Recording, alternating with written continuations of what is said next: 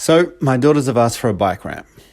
I've never built one, and I'm not sure how much they'll use it, so I want to keep the cost under $100 Australian, which is about $70 US. And I don't want it to take more than 4 hours to get done.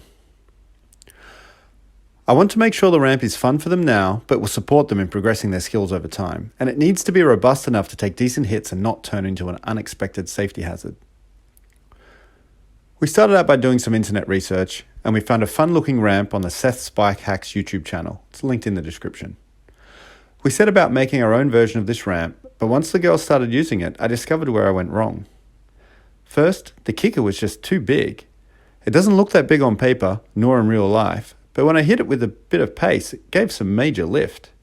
The girls were going to need a smaller ramp to practice jumping before they would ever clear this monster. Second, the bottom bracket clearance was small. I knew that when I drew it up, but I forgot just how much practice you need to be comfortable rolling into a feature with enough speed and keeping your cranks level as you transition. Third, the transition is a bit rough. With a hard lip, a short tabletop, and a little drop off the back, it all adds up to a bumpy ride, which makes it that little bit more scary for kids. So in the end, we built a second ramp. This ramp has a much mellower kicker, a lower overall transition height with better bottom bracket clearance, and a smooth transition that can be easily rolled over in both directions. The girls love it, and I'm pretty confident they'll keep using it. Both of the ramps we made have similar dimensions at around 2000mm or 79 inches long and 700mm or around 28 inches wide. The smaller ramp is 150mm or 6 inches shorter at 300mm or 1 foot tall. The ramps are made from a single sheet of ply each, with some framing timber for structural support.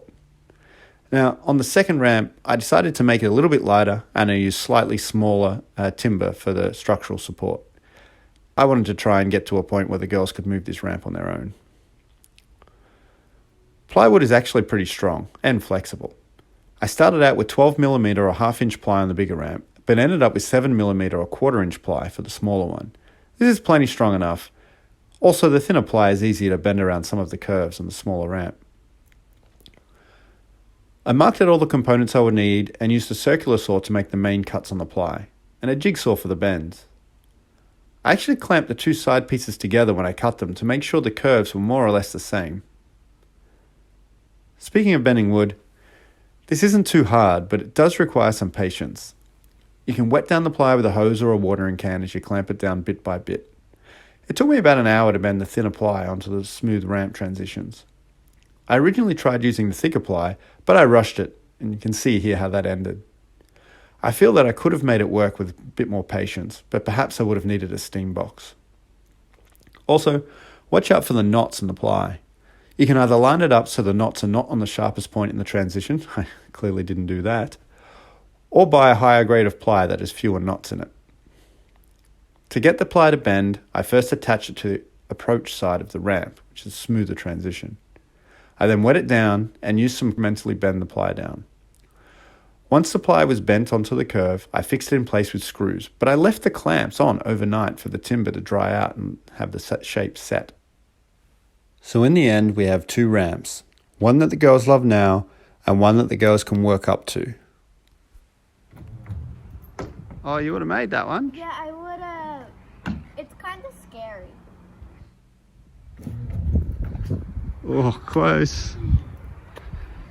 Keep practicing. On this point, you can't. You have to commit to it before you do it, because you can't commit then uncommit. That's right. Because then you'll just end up hurting yourself. That's right. Each ramp was within my budget and took about the right amount of labour to complete, albeit with some mistakes along the way. I'll probably end up building a third ramp, which is just a small kicker. This will help get the girls comfortable with getting air before they try to clear either of these current ramps. But that's a project for another day. Thanks for watching.